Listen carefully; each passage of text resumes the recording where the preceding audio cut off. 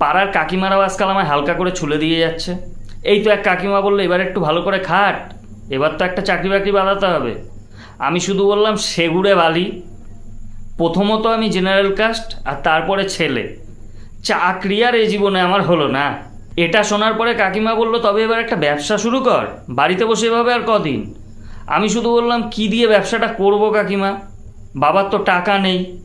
এটা শুনে কাকিমা বেশ অবাক হয়ে আমার দিকে তাকিয়ে বলল, ধুর, জেনারেলদের বাপের তো জমিদারি আছে শুনেছি, তাই তো ওরা জেনারেল। এটা শোনার পর আর হজম করতে পারছিলাম না, আর আমিও ছেড়ে দেওয়ার পাত্র নই। আমি শুধু বললাম, কাকিমা বলবে যখন পুরোটা বলো, হাফ বলছো কেন? জেনারেলদের বাপেদের জমিদারি নেই, জমিদারি লেভেলে রাগ আর রোগ আছে, প্রেশার আছে, সুগার আছে, হার্টের রোগ আছে। জেনারেলদের ফ্যামিলি মেম্বারদের পেটে খিদে আছে, ইএমআই আছে, চাহিদা আছে, শুধু জমিদারিটাই নেই।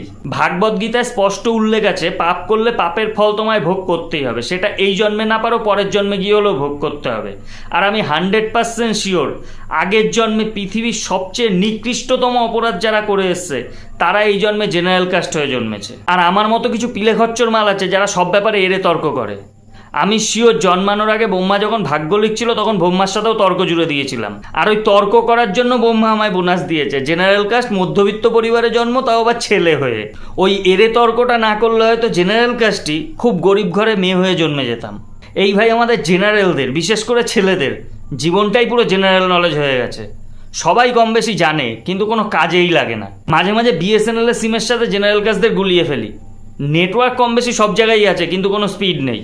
জীবনে প্রথম কোনো মেয়ে আমায় বলেছিল আমি নাকি তার ক্র্যাশ, কিন্তু যখনই শুনেছি আমি জেনারেল কাস্ট, ক্র্যাশ থেকে আমায় তার ক্রাইসিস বানিয়ে দিয়েছে। ছোটবেলায় বাবা ভালো করে পড়াশোনা করতে বলতো, আর এখন জিজ্ঞেস করে পড়াশোনা করে কি করলি। আরে ভাই, বাবাকে কে বোঝাবে দোষটা আমার না, দোষটা বাবার, কারণ বাবাও জেনারেল কাস্ট। তবে এভাবে চলতে থাকলে কিছুদিন পর থেকে আর জেনারেল ছেলেদের ওটিটি চ্যানেলে সাবস্ক্রিপশন নিয়ে ওয়েব সিরিজ দেখতে হবে না, নিজেদের জীবনই নিজেদের ওয়েব সিরিজ দেখিয়ে দেবে।